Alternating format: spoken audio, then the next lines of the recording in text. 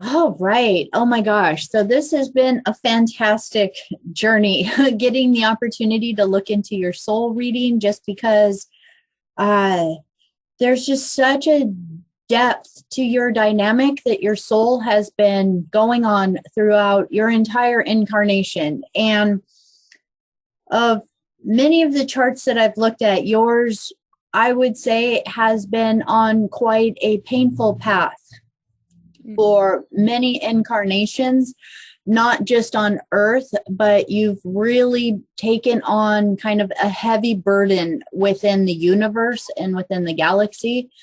And so when I first tapped into your higher self and I asked for a guide to come forward to assist me with your chart, the energy that came through was very, very interesting. It was definitely a feminine energy. And she showed up to me in almost a dark form. And this form was a little bit on the astral kind of energy and also had some energy as far as kind of dragon-like or reptilian-like energy. And I'm going to explain this to you so that you kind of get a deeper understanding of this. But she was in a realm that she told me, don't try to judge what you're seeing, because when I first connected with her, I immediately first wanted to ask her to truly show her true form and to be transparent with me. And she says, don't judge in any way, that this is part of your path and that you have chosen what she said was a darker path, but a path that has been helping and healing throughout many lifetimes. And so this was an opportunity to really get to learn a whole other spectrum of things that have been going on within our universe and within many of the different civilizations and beings across millennia of time. So she has been quite a tremendous being to connect with because she's very powerful. Mm-hmm. No questions at all about who she is or what energy that she's representing, but that she was saying that even through the dark, much healing happens. And that was the primary message that she brought through initially. Now, as I started to ask where your soul's origin came from, you're very much an Andromedan starseed. So Andromedan energy is really powerful. And I think this is what really ties in with your right angle cross of laws within your human design chart, because Andromeda throughout kind of the history is descendants from Lyra, because Lyra is also a very significant energy within your chart. But Andromedans took it upon themselves to develop themselves in integrity, in higher energy, and to allow their civilization to be kind of like a role model for the rest of creation. So Andromeda is one of the places that connects to the Andromedan galaxy, which is our mother galaxy, our mother universe. It's also one of the places where many, many, many of the councils go to get higher wisdom, to learn models and learn how to structure new planetary systems. So planets throughout the entire universe, when they're new and they're developing, the new species or the beings on those planets have to learn how to function. And if you look at Earth, you could tell that we haven't quite got it figured out yet, have we? So yeah, as you look at Earth, Earth would be one of the places that is not anywhere close to the Andromedan model of integrity. Now, one of the things I will say that throughout kind of exploring Andromeda is they work with different, what you would call clans or tribes or groups. So there's different groups that manage and take care of specific either areas or levels of development. And so this is highly technological, highly advanced, people traveling in and out on ships from many, many other places.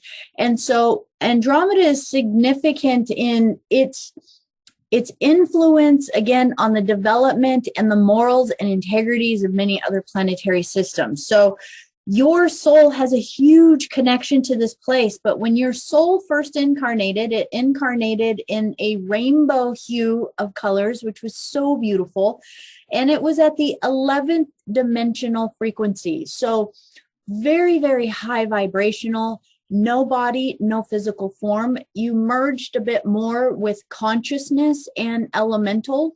And I see this a lot where when a soul is first incarnating into the universe, it kind of steps just into what you might call the oversoul or the monad field. And then from there begins to step into going into incarnations and having experiences. Your original desire within your soul field was to hold, and to share joy. And this theme came up over and over and over again throughout your different incarnations on different planets, was that you were here to choose to bring the vibration of joy back into this solar system, but not just this solar system, but all of creation. So as you started to allow your energy to merge within here, that you took on connections with a place called Hydra. And there's a planetary system there, Alfred there. Hydra is probably one of the longest constellations, and it's one we're going to talk about quite a bit because it's a very unique place. It has ties to almost every other civilization and every other planetary place because it looks like a very long snake in the sky that is so long that it kind of touches all the other constellations along it. So within Hydra, we are looking at a race of beings that would be the ancient ancestors, like ancient dragon races, ancient snake people. This is what would be from the original seeding of races when we talk about there being feline races, insectoid, reptoid, and those kind of things. This would be one of the more ancient races that were first initiated. Now, within this place, you were involved with helping to set an example for the cosmos, that you did travel a bit to other planetary places, but a lot of what you did was more specifically in connection with council. You also had incredibly intuitive, psychic, telepathic abilities. I saw that when you were there, you were working, basically working with guiding others towards working within the law of one, harmony for the universe, morals, cosmic unity, upholding structure, and you were also working with social duty. So within that location where you were, life, you could almost imagine it had influences from other places, but at the same time, being such an ancient lineage, things were different then. Your form was such that it had a different way of communicating. We would almost have to completely throw out the idea of human and what we think of it to be alive, because in that race and culture, you would have had probably what would have been considered parthenogenesis, which means you had the ability to give birth to a replica of yourself. So almost like the divine matriarchs and the divine mothers of the universe. So one of the things that came up for me, and I'm going to tie in a whole bunch of things that came up with Hydra that I got to explore, because this is where your guide came from. Okay. Hydran starseeds are on a different mission than most other starseeds in the universe, where a lot of starseeds you hear come to, help, guide, and teach. Well, your kind of specific goal was to be able to move between the realms, and part of your existence is to be able to embrace the light and the dark. So the being that came, that was one of the first things she said. So it was kind of blowing me away that this was the whole energy around Hydra, where she was like, don't judge any of it, that it's about being able to embrace both of it, because throughout incarnations, as species evolved into other planetary systems, what happened is many of them got stuck in the astral realms. And whenever souls would die and get stuck in the astral realms, it would be specifically beings from this particular place that would go and incarnate into places and be able to walk between the realms in order to help bring souls home. So this is a really kind of a deep path to have been on at all, because this is talking about really working within many times the demonic realms, the places that are really a lot darker than most people could even be able to work with. But it's about being able to trust, because within it's your Hydran energy that naturally holds a mistrust when it comes to others, to just not really being able to trust people straight off the bat. So there's an absolute honesty that comes from holding this genetics within you, because from where you are in Hydra, this is, again, think about it as telepathic. In fact, in order to have not let everybody know what you were thinking, you would have actually been rather skilled at blocking your thoughts so that you just weren't open all over the place, because everybody's just so telepathic, so open. So when you're that intertwined with everyone else, that you had an understanding of the sciences, you had an understanding of how the universe worked, and just to think of it as ancient dragon races. But I also want to share with you that these were ancient dragon lineages that were still very familiar with astrophysicists, like knowing how the stars work, traveling through other planets. So we're not talking about just a bunch of ancient dragons anywhere. We're talking about just one of the primary seed races. So if we think about the birth from Lyra and the original founder races, the Hydra beings would have been some of the more pure lines that were holding the genetics of what you might call the reptilian or the dragon lineages.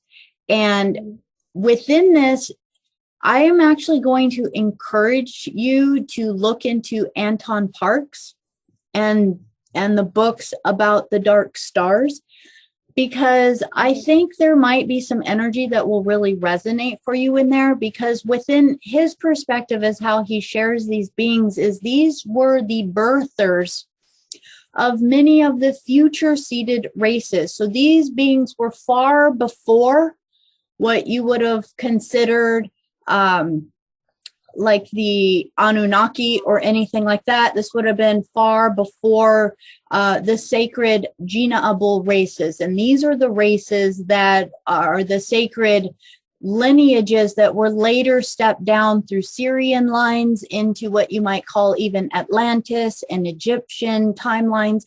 And so these lineages are considered to be tied in more with the founder races, beings like Barbello, beings like Sophia, the Sophia dragons, that kind of energy in there. And so these are beings that upheld the integrity of the cosmic mother in the universe. What that means is that even at that time, there were already distortions that were starting to happen within Orion. And many of these matriarchal lines within here were putting a lot of energy into understanding where the distortions were coming within the universe. They were working with timelines to actually try to heal any of the regression that was happening, not only through genetics, but more so within frequencies and vibrations in the universe. And what that means is at that level, you had the ability to feel the consciousness of the universe. And that when you got together with what you might call your sisters, because you were a whole, you know, everyone worked together there. And when you would get together in the temples and connect with each other and really utilize your psychic and intuitive connected powers, you could communicate with the cosmic mother. You could communicate with the breath and the vibration of the universe. So within this, what I really want to encourage you to look at is just their ability to hold the darkness and the light. Because one of the traits of a Hydran being is that you're neither light nor dark. You're both. And what that means is you can hold both of it. You know how to deal with life and death. And then you are able to know the cycles of the universe, all of its archetypes. And it's a matriarchal energy. It's very much like a mother energy, a wise woman energy that is about knowing all of the cycles, and that one is not losing oneself in the cycles, but rather you can move comfortably through all of them. And none of it stops you from knowing who you are, because all of it lives within you. Now that's at that level within Hydra. Within Hydra, I just want to kind of talk about some of the energy in there. Is that you did work quite a bit with exploration, but more kind of in the localized areas where you were. You were a birther, a creator. You worked with crystals. You worked with resources. For much of your time, because you had multiple incarnations there, you actually spent some of the time in a higher vibration, but then you were more in a sixth dimensional vibration, still always connected to the Andromedan Council. So when you were working with the Andromedan Council, your focus was on humanitarian sacrifice. And this one came up as a life path for you over and over again in different incarnations you had in different systems, that your focus has been humanitarian sacrifice, that there's a level to you that has such a love for creations and for the beings that you would even incarnate into places that are completely out of balance, like Earth, in order to bring your deep connection with all of the divine feminine and allow these beautiful cycles to come back into restoration through love, through the heart, through your connection with being able to actually move into the darkest places, if you will, and to be able to heal and bring soul fragments back from those dark, dark places. So this is really even indicative of being able to go into the underworld, and able to utilize sacred rituals and sacred arts. And there's even sacred rituals and sacred arts that involved sexuality. That when your guide came forward, as I asked more about that, your guide really wanted you to know that you have an incredible gift and capability through connecting with another person. And they wanted you to know that this connection, whether or not it was consensual or not, or whether or not it was in any regard from that perspective, whenever you are bound to someone through an intimate connection, you have the ability to, what she showed was go into their soul records, regardless of who they were, and you could help to retrieve them back home. It's like soul fragmentation, that you're able to heal trauma on these levels. You're able to actually retrieve lost souls. So many of the beings that kind of became in future lines is what was showing, went in digressive paths. They went into incarnations in planetary systems, got infiltrated into the reptilian empires and things like that. And part of your mission through life has actually been incarnating into these places in order to find these lost souls who have digressed, in order to help bring them back home. And the thing that was really being shown is you're not bringing back the ones that necessarily are incarnated or living, but more so the ones that incarnated in, went through life cycles, and then died there, and their soul got stuck in these places. These are the beings that you are primarily assisting and helping to return home. That very much, again, all of your energy is about this humanitarian love, that initially you came in to share joy. But part of your path as you started to share joy was to actually be able to go into the places that most other people wouldn't be able to go. So you stayed with this lineage in Hydra for a really long time, working with them. And as you did that at a particular time, as you were working there, that you had a connection with Capella. Now, this one is very interesting to me because it's like, this one led to Hawaiian connections and asked me to look a little bit further into some of the stars that the Hawaiians would follow, because of how when they would travel through the oceans and travel places, they would travel by looking at the stars. So within Capella, you were in a place there that you really worked with astral medical teams. It was what came through. Now, in Capella, this is a very significant race that has had a lot of contact with Earth.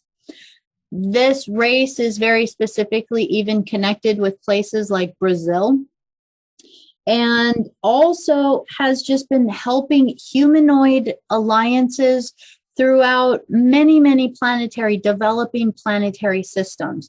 So in Capella, this was another lifetime that you took on form, that you decided to come multiple times to Earth, but you did not come here primarily to come in an incarnate body as an Earth human. You were more within your Capella form. And I will... let me just see right here. You were working with astral medical teams.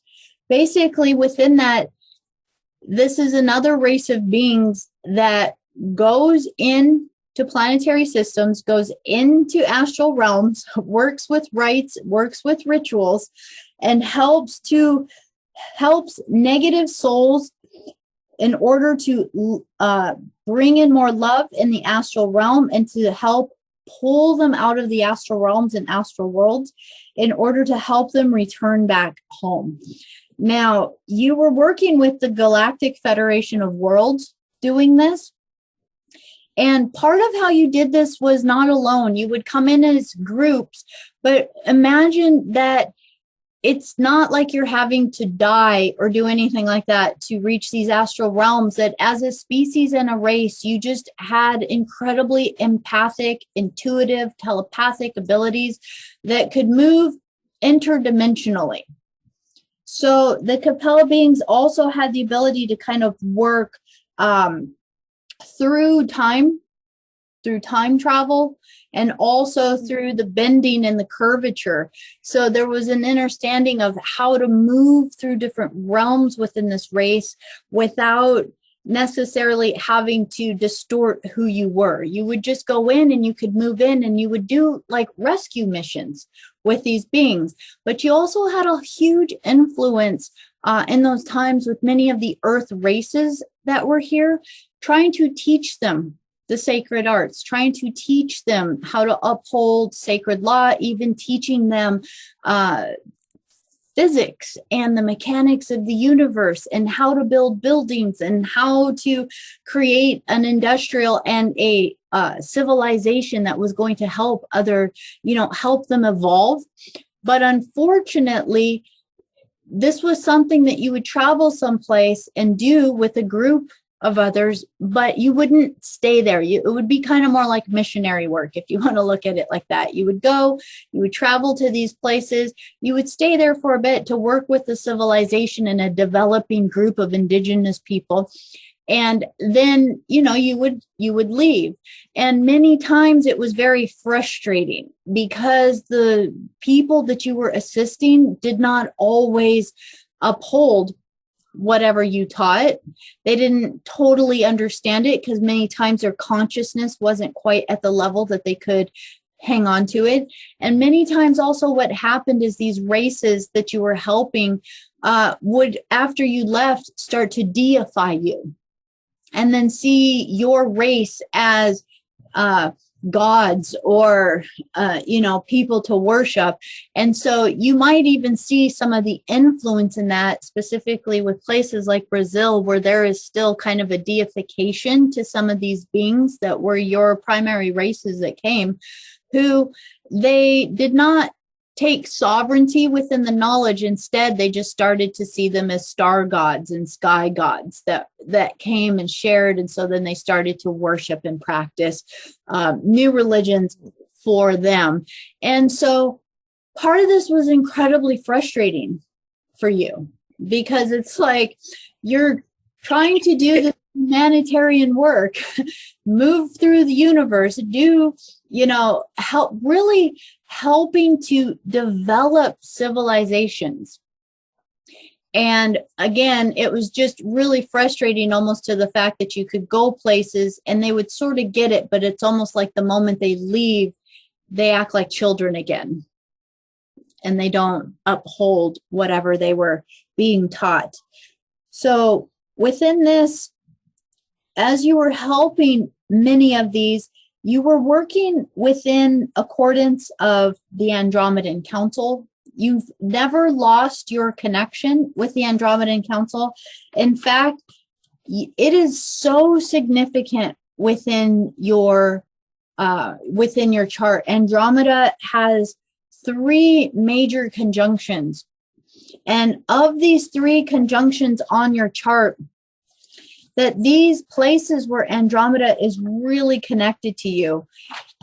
And you have actually Andromeda 8 times influencing different planetary bodies within your chart, which is a lot. It's very, very significant. So this, just to kind of let you know that the more you want to research Andromeda, to meditate on it, feel what kind of comes up for you that really resonates for you, because this is a huge humanitarian energy. It's a very high vibrational energy, but it's also an energy that is really trying to help create structure to the universe, structure through morals, structure through laws, structures through how people interact with each other, how civilizations work in harmony with each other. So they have been the role model for planetary kind of ecosystems and environments, and how politics run and how councils run and how one would interact. And that's why so many people or races go to Andromeda for the council, is because they've been doing it the longest, basically, in the universe. And so there's a huge amount of wisdom there.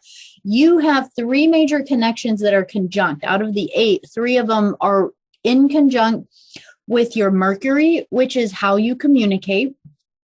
It is with your sun. So who you are in this lifetime came to embrace the Andromedan energy again in this lifetime, because you have been living a tremendous amount of pain, of suffering, of going into the most difficult places in lifetimes. And that as you embrace this energy with your sun in Aries in the 1st house and Mercury in Aries in the 1st house, this is asking you to totally come to a place of trusting yourself. That the more you identify with the 1st house energy of Andromeda in there, that you already have the wisdom within you. It's as if it's a natural vibration and frequency. It's as if it's something you just know. And it's frustrating as I'll get out as I look at it on your chart, that it's so frustrating for you, because it feels as though, why can't the rest of humanity gets this? Why can't other people get this? The significant energy, yeah. The place, I mean, much. Yes. Yeah.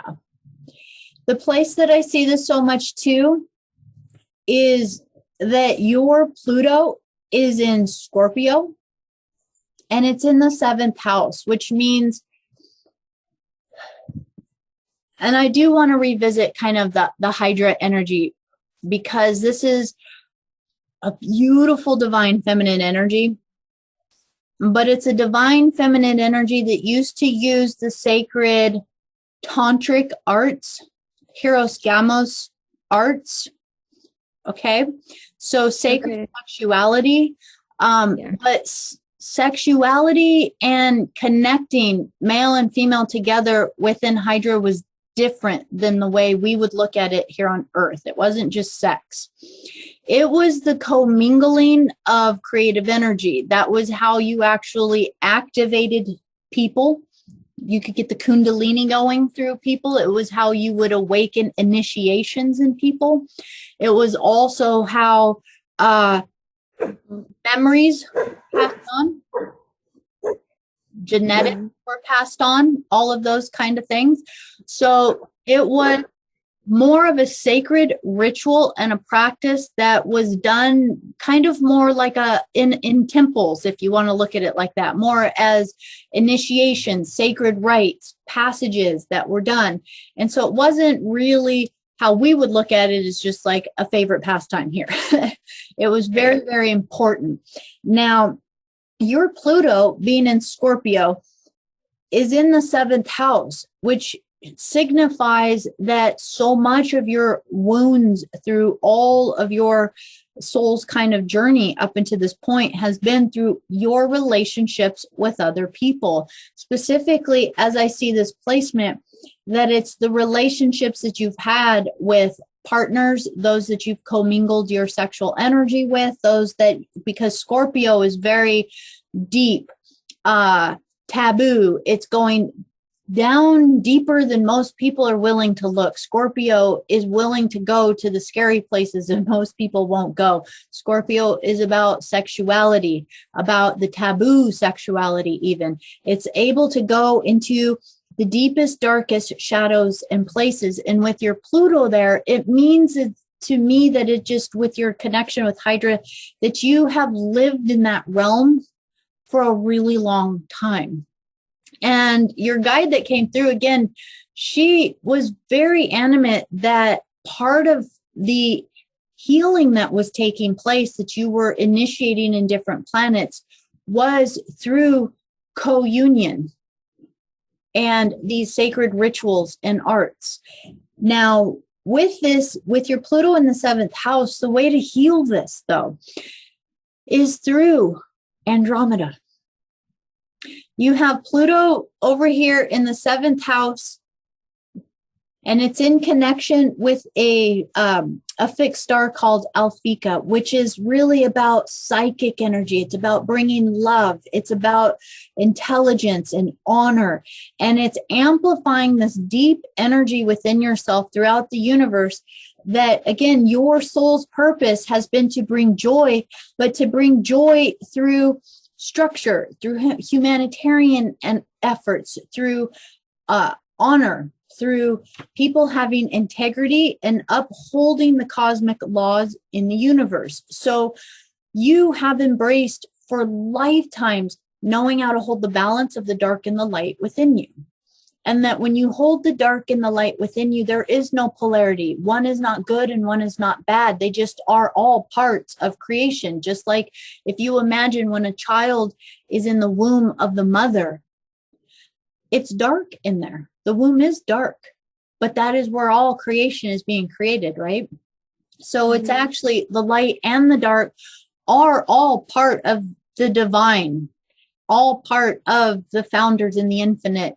And so therefore, when one embraces them all, because this is where polarity has taken place throughout the universe, that in Lyra, specifically in Vega, what started to happen in the 10th Stargate there was that beings started to make light better than dark. And so what that did was it started to split the light and the dark. And now what happened is now it started to create judgment of one's right and one's wrong, rather than holding a unity. And so now when even those that were holding love and light were trying to fix the people that were choosing, self and pillaging and doing whatever and having a different experience in the universe, they were trying to force love on them to fix it. So it was still creating a polarity. The reason why I go into so much detail with this is because over and over, there's something genetic within your DNA and your body that everything you're holding inside of yourself, you can bring into neutrality. You can bring into healing. It doesn't matter who's been involved in your life. It doesn't matter what the karma or what the energy is that you've held onto. Wherever you've gotten it from, it's as if you're a transducer of like a transfiguration. Like you take the energy that's within you and you can completely shift it and change it into something totally different. And it doesn't require another person to have to be present with you if they were part of your life. You're already holding all of it in there. So therefore, you're already on one level or another predestined to connect with certain people in your life, whether or not they felt as though you wanted them in your life in this lifetime. What really came through is that it's all kind of predestined because you're naturally drawn to bringing the negative souls home so that they can go through the rehabilitation cycle. Does that make sense so far? So much sense, actually. Like, yeah, completely. And especially what I'm going through right now in my life. So, yeah. I was reading all of this and I was just going like, this is intense. And it's beautiful. I've always felt very drawn to the dark, and I've never understood why people don't know that they're the same. And it's been a challenge for me because, this love light thing that's huge in our world right now, but yet I'm still very much drawn to this darker that feeds me. And so it does make a lot of sense for me. Wow, that's amazing. And it's actually really beautiful. I actually want to talk a little bit more about Hydra. Hydra is an interesting place. If you ever look up and do Google a term called Nagas, Nagas, they're kind of like a serpentine feminine. Most of them are usually feminine beings. They would be beings that would be these ancient dragons. They would be like half snake, half human, if you will. Now, I want to share just kind of a little bit from the Anton Parks perspective, because within these race lines, they would go through sacred times. Now, think of their genetics as just holding these reptilian lineages. So their bodies just did say different things than ours do. They would go through these things called the shedding of the skin. And whenever that would happen, they would emerge again, kind of brand new. And these were very like special times. They might only happen like once every, maybe 1,000 years or something. You would go through this and everyone would be kind of present while you were almost peeling off all of your skin and shedding the skin and stepping through into a new initiation. And whenever you came out, sometimes you would actually emerge in a new body. Your form might now be a different color. It might have a different glow to it. It might have less scales or shinier scales or something to that effect. So these were beings that really had sacred lineages to the snake lineages. Now, if we start to think about the snake is in almost every mythology on planet Earth, because the snake is tied in with the Pleiadians. It's tied in with Egyptian. It's tied in even when you look at the the name's gonna slip, the caduceus, the caduceus cross, sorry, the medical thing, when you look at medicine and it's two snakes that are spiraling up.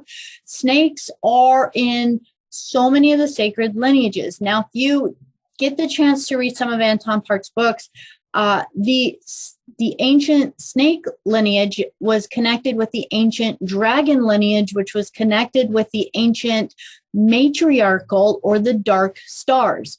And dark stars were the beings who were able to hold the darkness and the light basically into a place of such unity that eventually they could evolve to the place that they could birth new creations. They became almost like a black hole or a new planetary birthing capability within their body. So like a deity, like a planetary god almost, but not, it's not, they didn't look at it quite like hierarchy like that. But within these beings, you have a very tight-knit, what would be called a matriarchal system, because it was more of the women that were able to do the parthenogenesis, where they could, it's not cloning, but it's birthing, but you're birthing almost an exact replica of yourself. So there are times in history where some of these dark stars actually created entire races of beings that had full capacities to do everything they did. And if you can imagine that their psychic capabilities were just off the wall, they could create life, they could create beings that had infinite kind of telepathic, intuitive capabilities, able to move through dimensions and space. And at the same time, we're very much involved with studying the universe, traveling to different places, trying to really specifically, of all the things, try to understand what was going on in Orion, because it was the Orion Nebula where a lot of the radiation and distortion was coming out because of some eruptions that had happened there. And therefore, it was kind of trying to understand history, trying to learn history by trailing through the signatures of the universe. So if you ever think of kind of some of the space movies where a spaceship goes by and they're gone, but then the scout ship comes later and they're like, we're reading their tachyon signatures as trying to see where the ship went and everything. Well, you had kind of that gift and capability to be able to read invisible to other people's signatures within the universe. So very subtle level gifts and abilities that are latent within you, within even this incarnation. It's just something that you get to develop where you're picking up signals from things.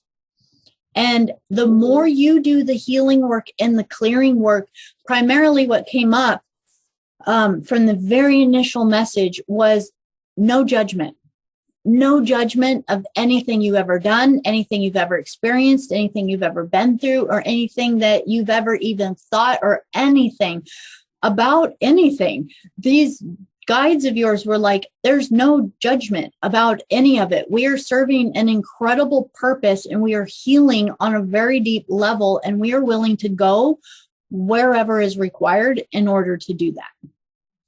And as you start to completely embrace this, that it's based in wanting to uplift joy within the universe, uplift sacred law, uplift divine honor, that on this level with these beings, that what thoughts you had mattered.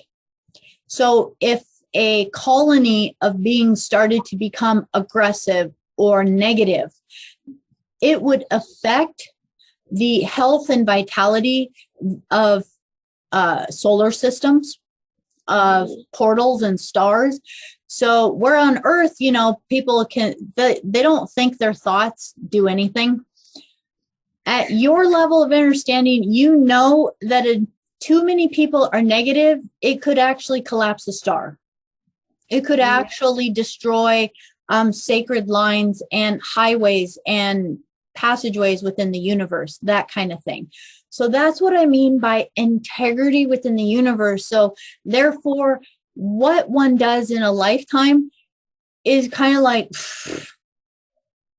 why would I get that involved in such small, petty things when I'm really here to heal really, really big things? And therefore, part of what you're healing, again, is finding even digressive souls and lost souls, even those that maybe chose negative paths, and pretty much grabbing them and sending them back home. Yes.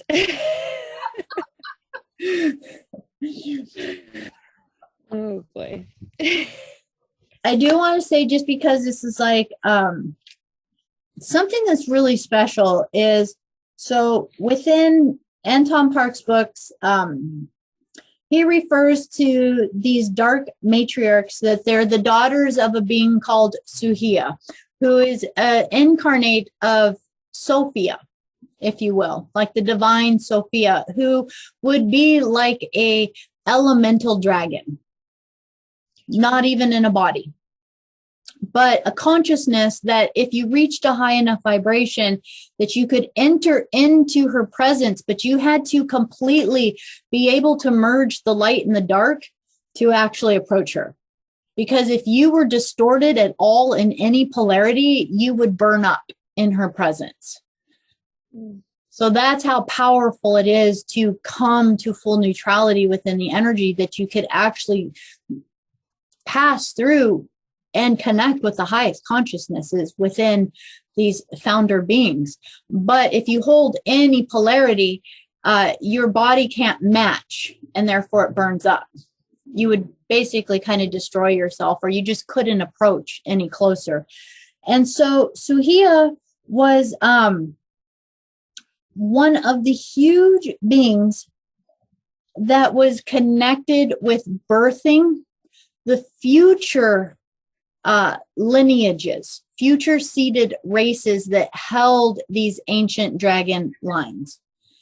And these beings would have become many of the beings that held Syrian lineage, Pleiadian lineage, that were throughout all of these different constellations and solar systems within the universe, that at a particular point might have had a little bit more of a reptilian figure, but within about a generation or two, they looked just very humanoid. But within that humanoid form, they still just held these sacred lines and lineages within them. So there's many, many people throughout incarnation across all the planetary systems that hold these bloodlines.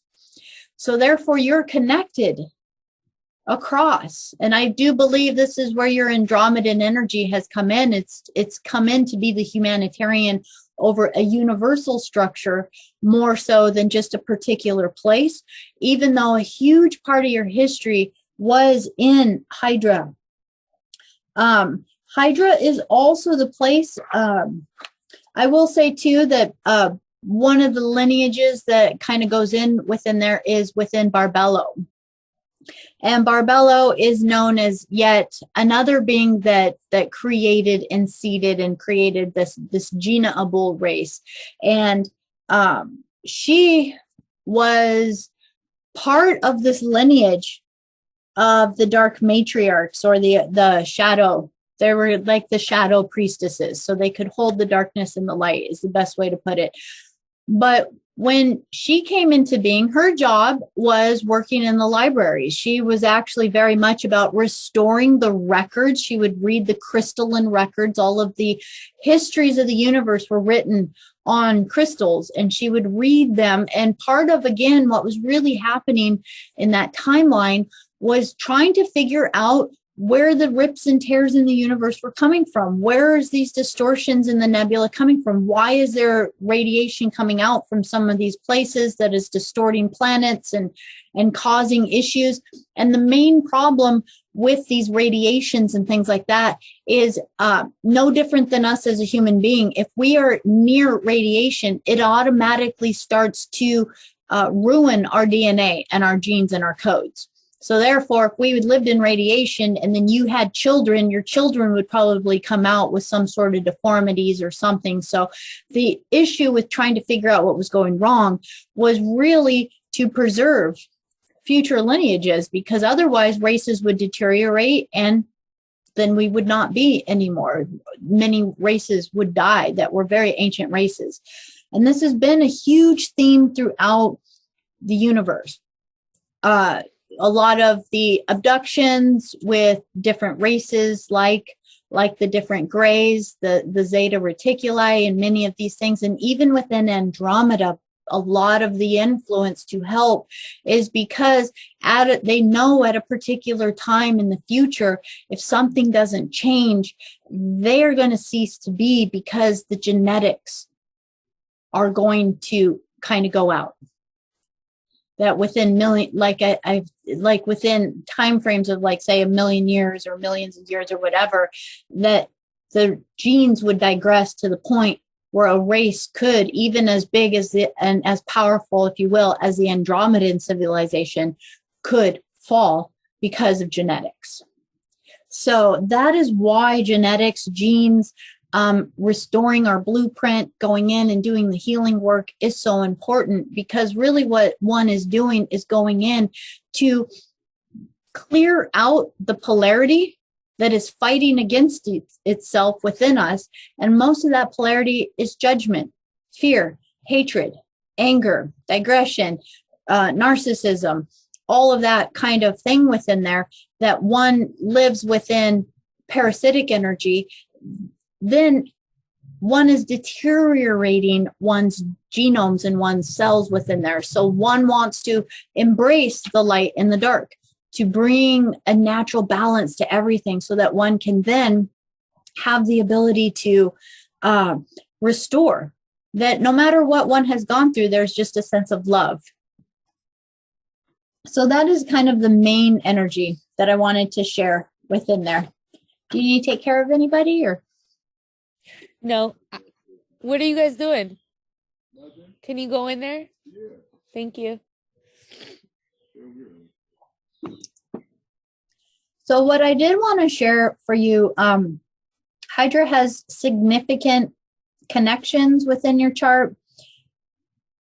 A lot of the connection that is in conjunction is with your Lilith. So Lilith is about, do you need to take care of them real quick? Go ahead. Can you give me a second? Can you go on the other side? Dewey, can you go on the other side?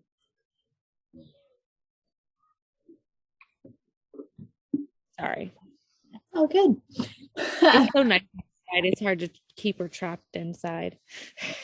Oh, that's so So within your chart, you have Hydra. One of the places it's very significant for you is within your Lilith. It's connected to your Lilith. Lilith, again, is that place has gotten so frustrated. It is the repressed, divine, righteous, feminine energy.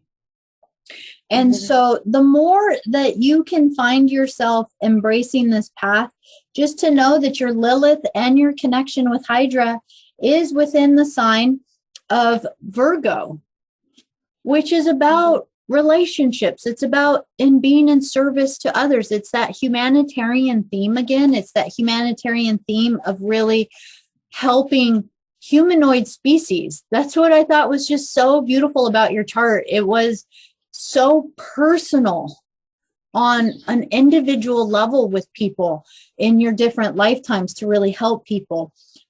Some of the energy that is getting distorted for you, though, was within your throat chakra. And this really tied in for me. When I saw that, it really tied in with the fact that your Lilith is in Virgo and how you are in service. So within this being in the 6th house, it's also kind of about helping other people, that you get to really set yourself free. This is really theme after theme of you love you, you honor the path you're on, you clear and go through all the healing necessary for you. Remember, your sun is in the 1st house, and it's also in Aries, and it's in alignment with Andromeda, which means go back to your roots, go back to just being who you are as a divine being, and that humans' viewpoint, humans' judgment, humans' rules is nothing. because it's one planetary system in the middle of hundreds of thousands of other civilizations, and every single planet thinks totally different. So the viewpoint of the Earth is just one viewpoint out of millions and millions of planetary viewpoints. So your job is to not let viewpoints of this planet ever be anything that dissuades you from knowing who you are, what your path is, who you're connected with, and how you have a capability to heal on a level that's very, very unique for you.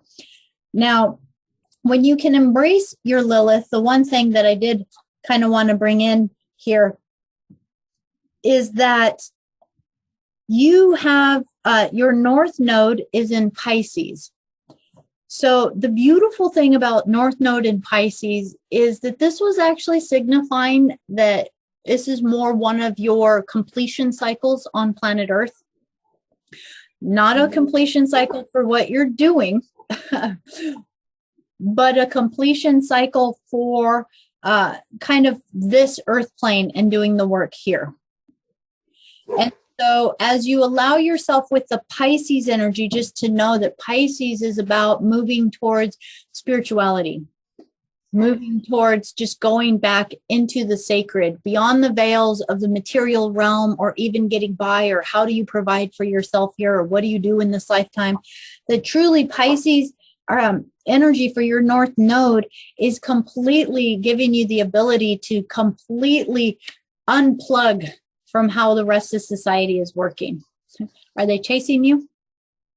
No, I don't know. It's a renter and their dogs are fighting. It's like I can't get any peace and quiet wherever I go in life. I purposely went outside so I wasn't disturbed, and yeah, sorry. Oh, well, and it's an interesting theme for you too, as I just kind of, as we just look at everything we're talking about, that kind of in a lot of it is how can you just be at peace in the chaos? Yeah. Right? Seriously. Oh, seriously. Yes. Your nodes are squared to Orion and Capella, which means that a lot of you moving forward into your spirituality, into really being in your path, it has come with a lot of resistance. The Orion energy that what came forward here when I asked which connection in Orion, it's more the reptilian empires, the Seekar empires, the beings that want things to stay the way they are. And so you having the tremendous ability that you have to retrieve souls, which they don't want you to do, because when someone like the Orion Empire captures a soul, they can trap it into incarnational cycles. So instead of a soul having the ability to go back home to its soul family, to another place so that they can choose another path, a lot of times what's happening is the soul gets tracked, and now they can actually capture it upon death and throw it back in another body. And then they keep capturing it and throwing it in another body. So the body basically, once it's incarnated into a place like Orion energy or something like that, it can't get out. It's just stuck there for cycle after cycle after cycle. You're one of these magical beings that can uncycle people.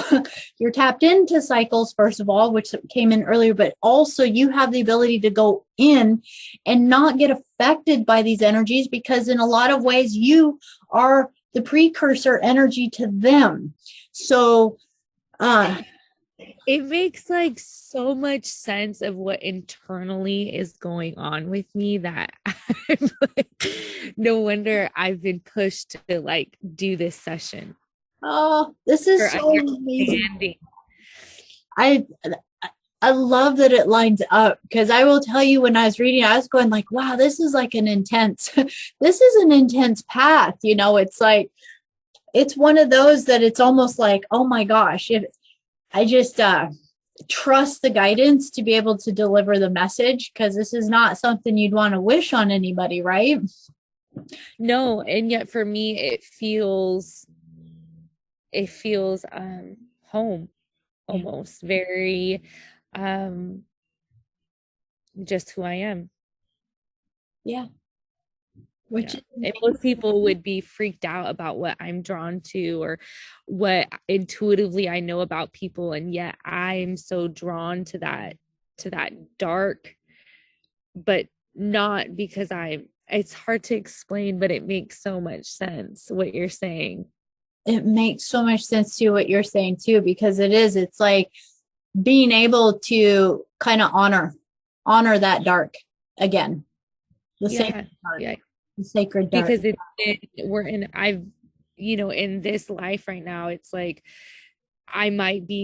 people might think it's just crazy. And I was just talking about somebody about worshiping shit this morning, and I was like, you can't do that. And it's just, this is totally in alliance of what the transition that I know I'm in the middle of right now. So this is, yeah.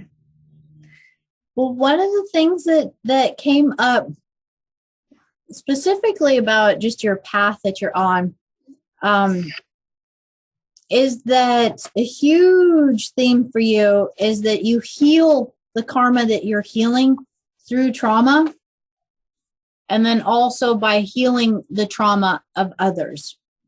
So when I was asking what your primary energy is that you're helping to heal, it was about healing trauma, but it was showing that you heal it not only through trauma within yourself, but that also through trauma of others that come to you, that you're guided to heal or to help.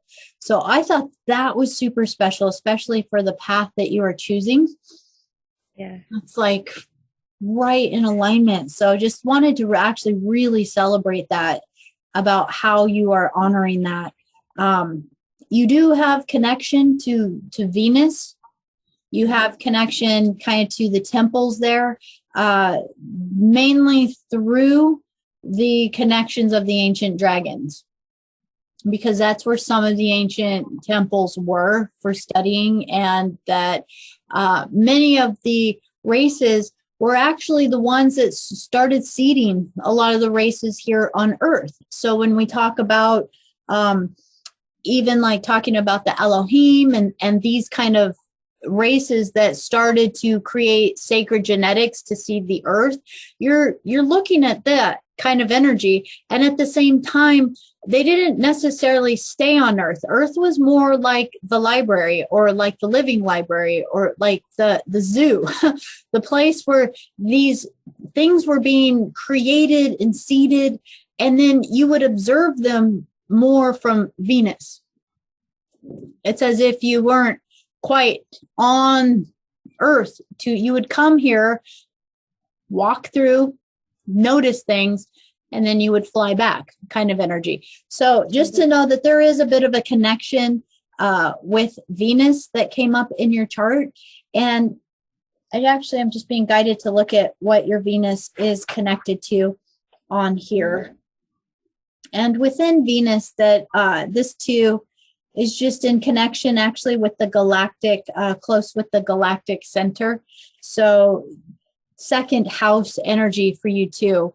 So as you allow yourself to come into the softness, that there's something about an energy that you've been fighting for a bit, what you kind of inherently have available as resources inside of you, your gifts, your skills, your capabilities.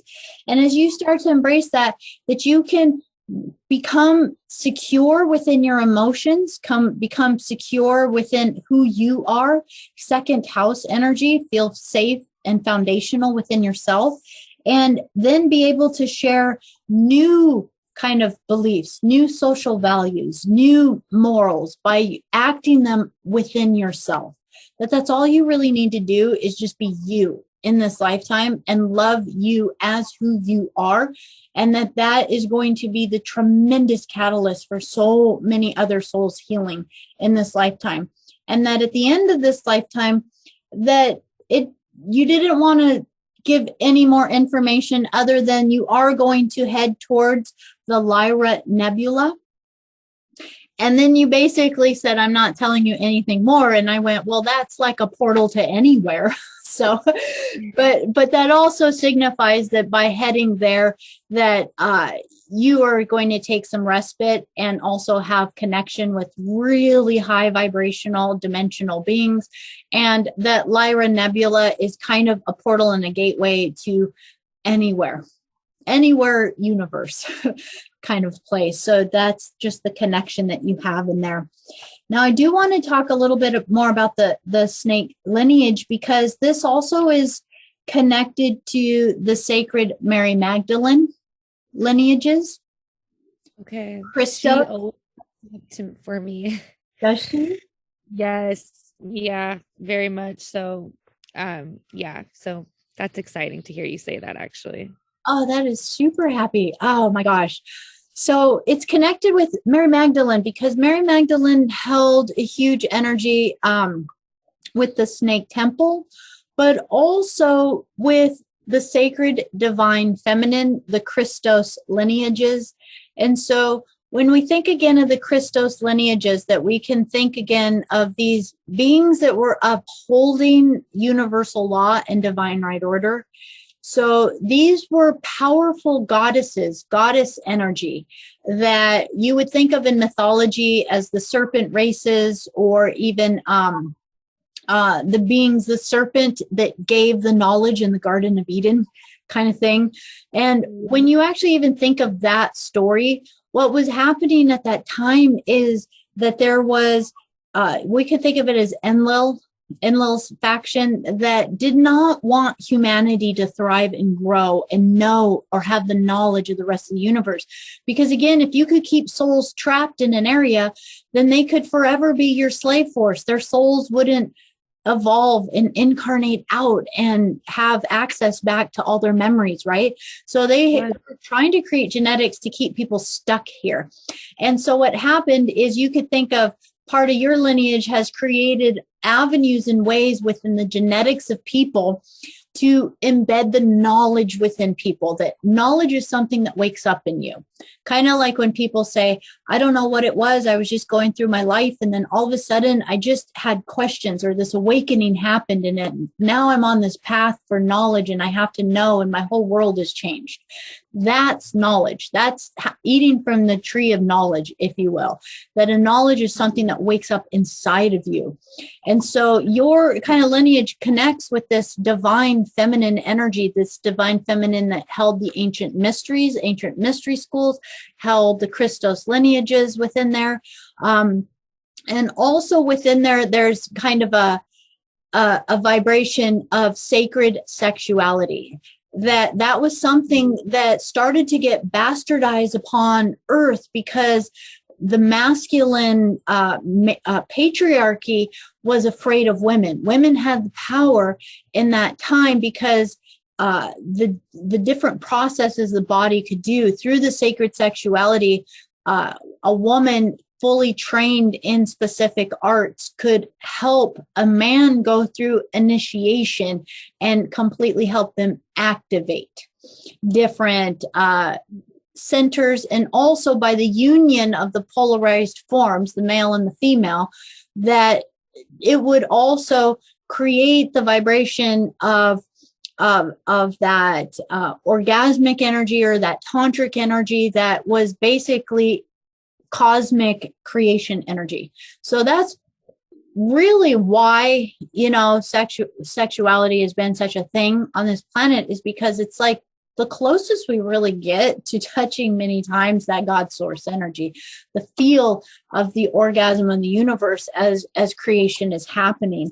And so it's activating sacred electrotonals and magnetic energy and electrical energy that actually has the ability to heal the earth, that the woman, the divine feminine, could direct that energy into, whether it was initiations, whether it was to healing the land, whether it was to reverberating frequencies in the universe. It was just so many sacred codes. You could think of it as sacred geometry, sacred numerology. All of that was happening within that. So, and just to know that within that energy, that you're holding all of that power, the power of life and death, light and dark, good and evil, wisdom and blind passion. All of it is just kind of being held within you, and that you can move through it and realize that all the places that any of that has had a bad energy over the years, over history, is mainly because there were ruling classes that did not want the feminine to continue to enlighten or pass on the sacred knowledge. So you can explore that all you want, really looking into Essenes, the Essene energy, Mary Magdalene, Yeshua energy. This is also going to tie into the Melchizedek energy and the Christos lineages. So that's just going to allow you kind of a whole other beautiful path to awaken into how you can really embrace that empowerment within yourself. And potentially as you do that there may be an ability that as you do the trauma healing work with people, that it might be healing the sacred sexuality within people in order for their divine channels to open up within themselves. And many times it's just blockages that people are holding about ideas or fears or repression or whatever maybe religions or belief systems or families have put on them, and that it's really just about letting it be free again on the planet, and really just helping, especially I think for you it's going to be really helping women embrace their beautiful feminine power again, and that it's not feminine power that is trying to dominate or now be the new ruling class, but it's feminine power that knows who you are, has almost a sense of calm and a peace, and almost a sense of softness, because you know how powerful you are. You don't need to prove yourself for anything, which is really, really beautiful. So within that, I will say that your Chiron is also square your North Node. So as you're heading into just being your true divine spirituality and your divine self, that this is also square Orion. It's more kind of even square the Orion Nebula, which for a lot of people, the Orion Nebula is one of those portals to go in and out of. But I feel that this square in there is something deep-seated for you, because it is in your Chiron as a wound, that it's deep-seated in there for you about where the genetics started to get hurt by the radiation and some of the leaking that was happening in the Orion Nebula that was starting to destroy some of the sacred creation. So as you, again, embrace that you just have the gifts and capabilities to help restore however, and it's not, I don't want to say DNA, because you're not really restoring DNA. You're actually just like a portal for helping souls back home, but they don't even have to do the work almost. It's almost like you just kind of find them, and I don't want to make this sound horrible, but it kind of sounds like you're just vacuuming them up off the planet, and then they're getting sent to kind of rehabilitation places where they can start to heal and get pulled out of the places. What you're showing is kind of like jetties, like when water gets stagnant or stuck, it just sits there and spins in a little circle. And it's like you're able to kind of go in and scoop it all out so that it gets flowing in the river of life again. And it can be free. There's really nothing else you need to do with it. You're not the one that's having to go through all the steps of rehabilitating some of these souls. You're just getting them in the river again and helping them flow again. So that is actually really beautiful. Takes the pressure off of you a little bit. There's not much else that you have to do other than really be present for people. I say be present and listen, and that would be so powerful. Do you have any questions so far about? No, it just is making a lot of sense of obviously the treatment, the trauma treatment that I'm learning right now and just everything. It's like I know like I'm leading up to like myself, and it's really exciting. So happy. Yeah. Because I can just feel that there's going to be a place that your body's going to just get to take a breath and not have to be on high alert anymore. Yeah. Because I think that's going to come from you just realizing who you are and that you have such an ability to walk on any side of the street, so to speak, and that you're fine wherever you go. Yeah. And it's okay. And I don't have to judge myself, because that's what I've been doing. Mm-hmm. Mostly because of the world that we're in right now, and what you're kind of taught is wrong and right, and that's evil, and that's just things like that. And so it just makes a lot of sense of what's internally been going on for me and what I see in people. And so it makes a lot of sense, actually. My gift in knowing, I just know shit. So awesome. Well, you have incredibly lineups on your Pluto with Alphika, with the psychic energy. Your moon is really connected with an interesting fixed star. It's called Algol, and this is kind of called the head of Medusa, if you will. So, to some people, they think of it as a very dark star, but in truth, it actually gives you even deeper kind of capabilities of understanding deeper, darker things than most people can. And also, it's about empowerment, empowering the feminine. So when you are able to kind of embrace your emotions within your own identity, who you are. And what I'm going to say that it's in opposition to Beta Centauri, which these are the Hydarians.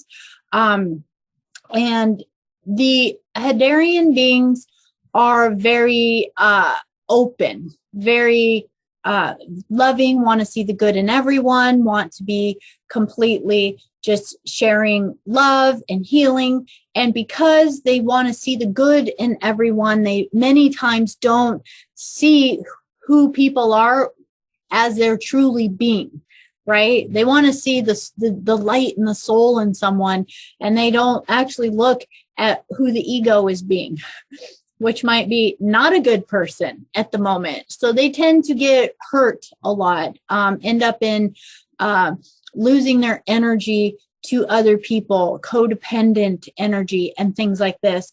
And so what I see within this energy is that you're actually here to heal that emotionally within yourself. That is something that on one level you get to make sure that you are not embracing any of the energy that is absorbing other people's energy, and you are truly honoring when you get that intuition of, I just see someone and I just know things. Well, when you just know those things, that you trust them and not let the emotions on your own stability and who you are sway you anyway. And for you, it's going to be emotions of whether or not you feel accepted, whether or not you feel as though you're valued or loved, as though others see you for who you really are, and that kind of thing. You need to see all of that for yourself. And when you do, then you become a very strong pillar for other people. And then what I truly feel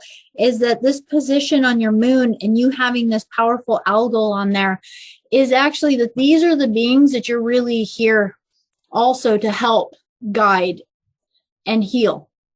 That as they're here, that there's some sort of kind of guidance that you give them in order how to fortify their field, how to actually see people for who they really are. Quit looking at just the bright shiny on the inside. Make sure you look at every rainbow color that they're expressing. Kind of like shaking them awake and being like, okay, love is really good, but remember, we're in a polarized reality. So let's take off the rose-colored glasses and let's see everybody for who they really are, and we'll go from there. Right. So that's a significant energy within your chart. So within that, I think, intuitively, as I was picking up, it just really felt like the type of beings that you're going to be here to really help guide, and so that they can be that love energy also that came here to share a new way of being on the planet, because Hydarians actually aren't that big on incarnating into other places, because they're very much into their home and their society, because they've got their stuff figured out. It's like a utopia there. Why would we leave? But many of them are actually choosing to incarnate on Earth because as it just happens, we want to help, we want to do good. And so many of them are choosing to come, but then they are so out of their element that they don't know how to deal with anything that's going on. And so that's just something just to keep in mind for yourself, is how you might be able to assist with that. And then just to know that within your Lyran lineage, this is something that's really deep within you. You're very much connected with the Nor Lyrans. They were explorers. They loved exploring, traveling to different places.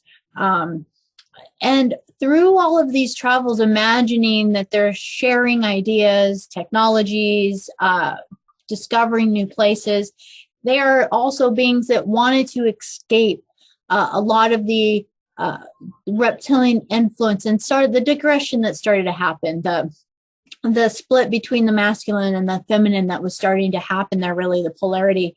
And as they did, they headed towards Beta Centauri, which, again, this is where I think you're tied in with these Hydarian beings, because they're from Beta Centauri.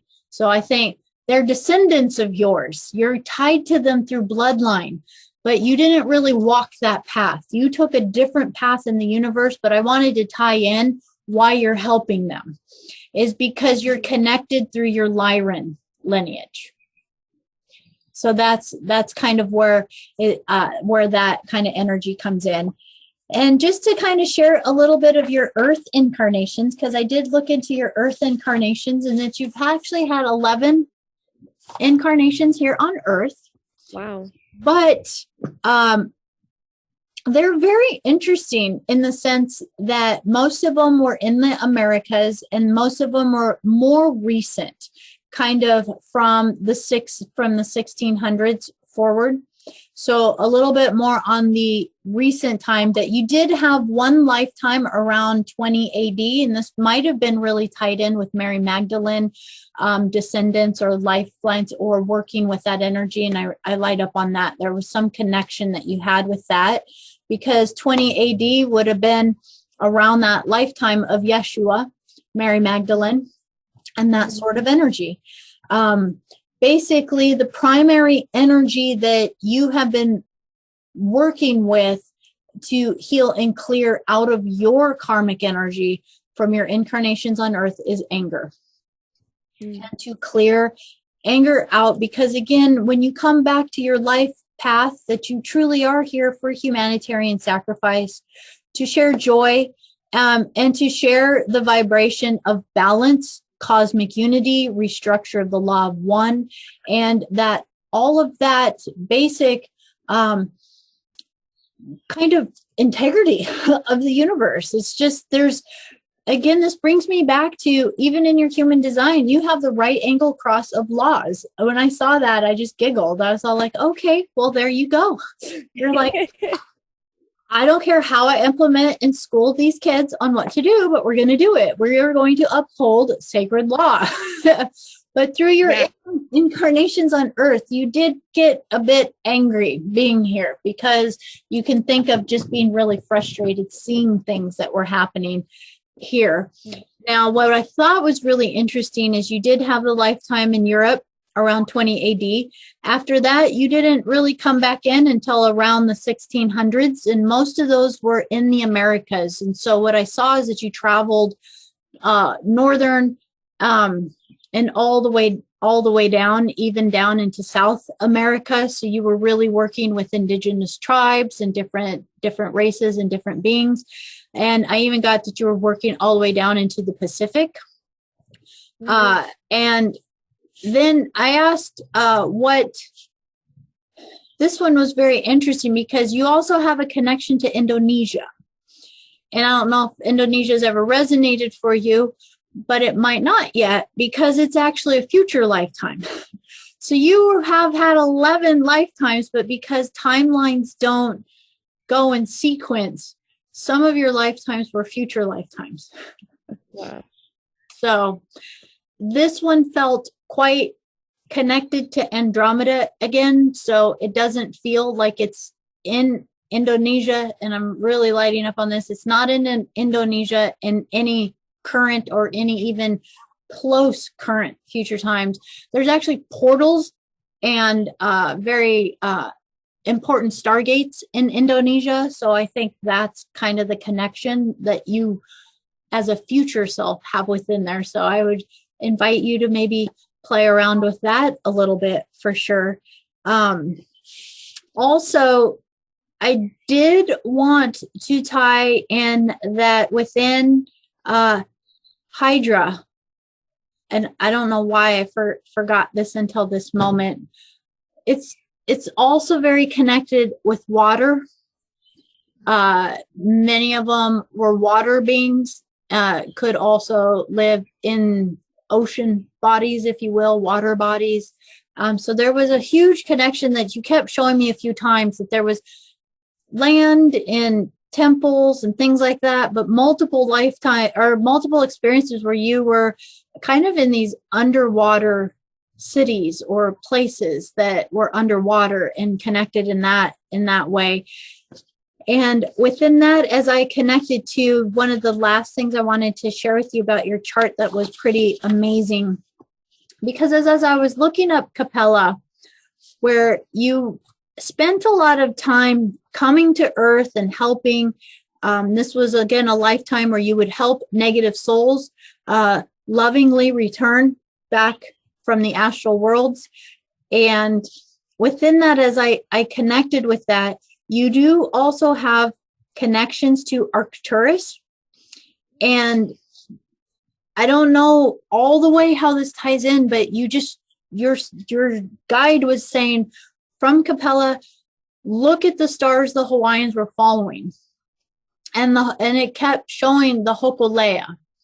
And Hokulea is if you're familiar with the canoe that they sail in Hawaii, and it's the canoe that they originally sailed from like New Zealand when the Hawaiians originally came to the Hawaiian Islands, because they migrated from the South Pacific and New Zealand areas, and they're tied into all these other South Pacific islands. And when they left those places, they left by canoe and they followed the stars. And there's something more to it. They're saying there's something more to it with the legends of the Mo'o and that sort of thing.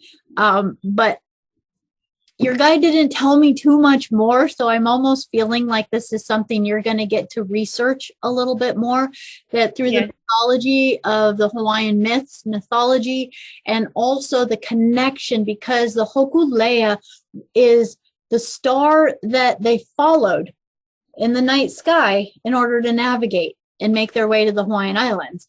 And Hokulea is Arcturus.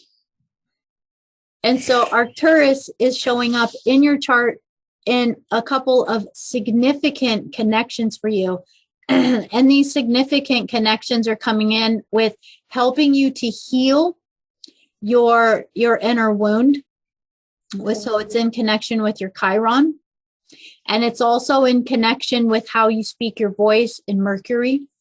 So that as you allow yourself, that I think the metaphor they were really trying to say is that when you connect with Arcturians, with Arcturus, with that Stargate, they're actually assisting, they're working together with the Andromedans many times, and specifically with you, that they will be like your North Star, like your guiding star, that when you need wisdom, when you need help navigating the seas, and it seems like you don't know where you're going, that they're definitely available to you to be there with you. So that's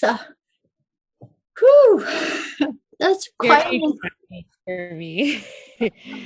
It's because, like, I'm drawn to why I've been coming and going, and I have this feeling that I'm meant to heal trauma in the land of the islands. And I don't know how that works or how that plays for me, but it's something that I've known. So it's so cool to know that, like, that my knowing and trusting in myself is, it feels good, and I'm not crazy. so so yeah, so it's really exciting. It makes me so excited to finish my program, actually. Yeah, everything just like you are so beautiful, so incredible. It's such a dedicated path that you have chosen. Very humanitarian, very much for the people, very much of sacrificing of thyself, because it really is pulsing everything through you to do the healing. And that I will put in an email the specific races that I will suggest that you maybe let yourself meditate and look up a little bit more, and also just let yourself be guided to maybe whatever Hawaiian myths, legends, especially when it comes to the demigods, the gods, how maybe the islands were created, or any of those kind of myths and legends, because I think that's going to help tie into how you heal, how you maybe heal the land. So, oh, sweetheart. Oh, you just trust yourself and say, I'm perfect. And I'm okay the way that I am. Yes. So, and I have my Trust the Universe shirt on. So awesome. Well, then hopefully give you just the opportunity again for your body to just start to take that deep breath. Yeah. And let yourself be guided to those sacred rituals, those sacred practices, the divine feminine mystery school practices, whatever you're guided to. You're going to know it's right for you, because it's going to feel like you know it already. You're going to read it or hear it or something, and you're going to be like, oh, yeah, I know that. I'm already doing that. But you just never heard the words of it before. And that's how you'll know it's right. And then if you read something and it feels like, oh, well, it sounds like a cool ritual, but I don't know it, then let yourself just follow your guidance towards the stuff that already feels like you know it. Okay. Yeah, that'll be powerful. Well, thank you so much for letting me share this with you. Oh my gosh, this has been incredible. Thank you. Yeah, thank you. I really appreciate you so much. So I'm so glad that our path has crossed, and they crossed because of Hawaii. Right. Isn't that cool? So, so it just all ties so much in. So I appreciate you so much. And you're helping me discover me. Oh, I love you, sweetheart. Love you too. Thank you. I'll talk to you soon. Okay. You enjoy that beautiful day today. Oh, I will. I definitely will. So thank you. And I'm so grateful, and just thank you. I love you so much. Oh, big hug. I know. I'll be in the text. Bye.